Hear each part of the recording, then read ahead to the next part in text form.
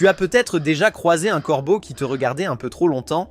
Pas juste un regard rapide, un vrai regard, comme s'il essayait de comprendre qui tu étais, et le plus étrange, c'est qu'il y a une chance qu'il s'en souvienne. Dans une étude menée aux États-Unis, des chercheurs ont porté un masque précis pendant qu'ils capturaient puis relâchaient des corbeaux. Après cela, les oiseaux ont commencé à réagir au même visage, même lorsqu'il était porté par quelqu'un d'autre. Ils ne fuyaient pas tous les humains, ils réagissaient à celui-là, et cette mémoire n'a pas disparu le lendemain, elle a duré des années. Alors, est-ce que les corbeaux sont vraiment intelligents, ou est-ce qu'ils sont simplement très bons pour survivre près de nous? La réponse commence par quelque chose de simple. Un corbeau vit dans un monde difficile, il doit trouver de la nourriture qui n'est pas toujours facile à atteindre, il doit éviter les prédateurs, il doit comprendre ce que font les autres corbeaux, et dans les villes, il doit aussi comprendre ce que font les humains. Pour lui, mémoriser un visage n'est pas un tour de magie. C'est utile, un humain peut laisser tomber de la nourriture, un autre peut s'approcher trop près du nid, un troisième peut représenter un danger. Le corbeau ne peut pas se permettre de traiter tout le monde de la même façon. Mais reconnaître un visage ne suffit pas à expliquer tout le reste. Parce que certains corbeaux font quelque chose d'encore plus étrange. Ils fabriquent des outils. En Nouvelle-Calédonie, une espèce de corbeau utilise des brindilles et des feuilles pour attraper des larves cachées dans le bois. Le corbeau ne trouve pas simplement un bâton par terre, il choisit une branche, il la modifie, il peut lui donner une forme de crochet, puis il l'insère dans une fissure pour sortir sa nourriture. Imagine essayer de faire cela avec un bec, pas avec des mains, avec un bec, et ce n'est pas seulement une habitude répétée sans réfléchir. Dans certaines expériences, des corbeaux ont réussi à assembler plusieurs pièces pour former un outil assez long pour atteindre une récompense. Ils ont compris qu'aucun morceau seul ne suffisait, il fallait les combiner. Le résultat ressemble beaucoup à une idée humaine très simple. Si l'outil ne fonctionne pas, améliore l'outil. Mais le corbeau ne possède ni main, ni atelier, ni professeur qui lui explique quoi faire. Il a un bec, des pattes, des ailes,